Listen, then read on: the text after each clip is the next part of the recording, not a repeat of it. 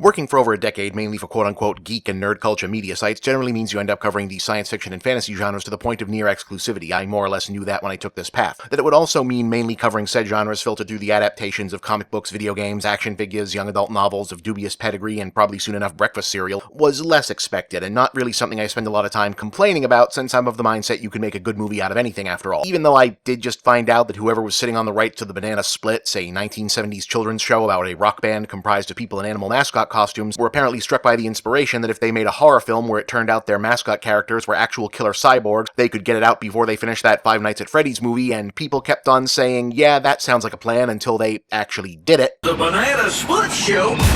is about to begin! Now the show can go on forever and ever and ever! Come on, you fuzzy son of a... I just really want your brother's birthday to be perfect.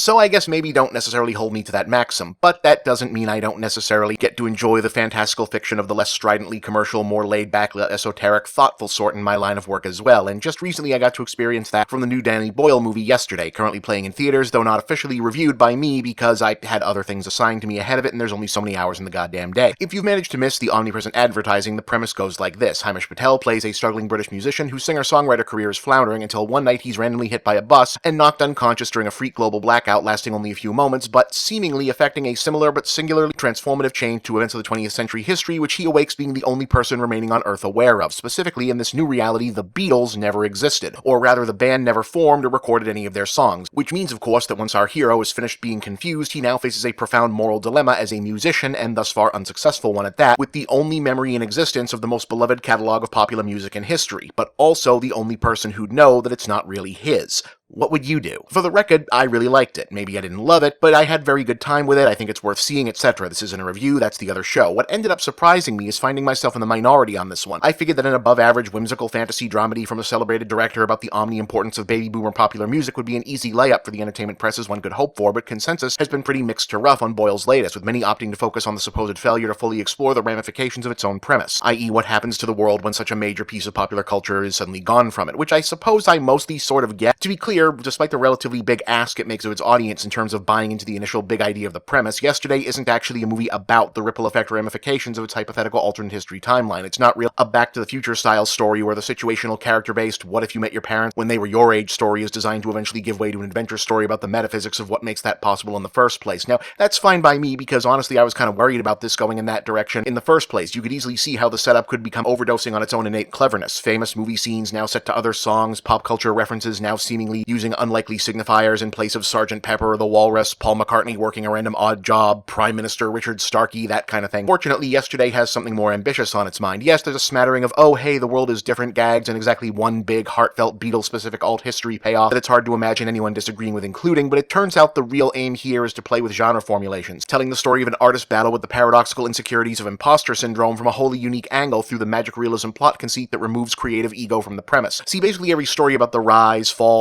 and fall, failure, sidetracking, whatever of creative people is unavoidably colored by having to deal with the creativity itself as an ego-boosting, ego-destroying force. Either the artist is sure that they're bursting with a vision worth presenting to the world and it's a story about whether or not the potential egomania of such knowledge will destroy them and those around them, or they're unsure, think they're frauds, and need to overcome that feeling to succeed, or they succeed anyway and need to accept that they deserve it. We've all seen all of those movies a bunch of times, and the tricky issue at the heart of them is that it's always a subjective point of view thing whether or not this person is right about the worth or origins of their creation. Of course, the hook of Yesterday is that it allows us to view this ultra-familiar, frankly done-to-death scenario from an objective place, because in this fantasy situation, neither stumbling block is particularly applicable. This guy knows for a fact he's not a genius songwriter, and he's been repeating someone else's brilliance, but it's not technically plagiarism since they never actually existed, and it can be and ultimately is persuasively argued that he's still in fact acting as a conduit to preserve these essential beautiful works of musical art and reintroduce them to a world that had been missing them. And of course, these aren't just well-known songs, it's probably the most actual, ubiquitous, and beloved popular music catalog of the 20th century, so the additional buy-in of the work being hugely popular removed from context is pretty easy to get down with. But still, I also get where people are getting hung up vis-a-vis it not doing more with the bigger implications of its premise and using it as essentially an exploit for hacking the code of the insecure musical prodigy genre instead. The thing is, this is pretty much the eternal back-and-forth debate not only of fantasy and science fiction, but pretty much all of genre fiction, a struggle for creative and appreciative dominance between works that exist primarily to explore the outward possibilities of an imagined idea, world-building if you like, versus those where the imagined idea is a vector for exploring characters or existential ideas in a unique fashion. Of course, almost all original, and certainly the best of both do a little of each, but a good shorthand for understanding the difference is Lord of the Rings, i.e. here's a detailed history and description of my imagined fantasy kingdom, versus A Song of Ice and Fire, i.e. here's why romanticizing medieval feudalism is kind of bullshit, driven home by descriptions of the deep psychological and physical despoilation of the people who have to live in my imagined fantasy kingdom. Or in the realm of science fiction, H.G. Wells' The Time Machine is about what if you could be unstuck in time, whereas Vonnegut's Slaughterhouse-Five is about being unstuck in time, both in a literal and figurative sense. There's no right answer in this argument, of course, other than what works best for the work in question, which is largely about subjective opinion. So it's understandable that there's a sizable audience that comes away from yesterday feeling like they wanted it to be more about whether some other band was on Ed Sullivan, or if the British invasion even happened, or if Elvis and the Beach Boys had different career trajectories without the appearance of a major rival from overseas, or if the Monkees never happened, and less about whether or not the fictional main character will figure out his cosmic place in things in time to realize he should tell his longtime platonic female best friend he's in love with her. But that is the film that they seem to be aiming to tell, and using the conceit that it had, it worked for me. I suspect no matter what anyone else thinks, though, we won't stop arguing these points anytime soon.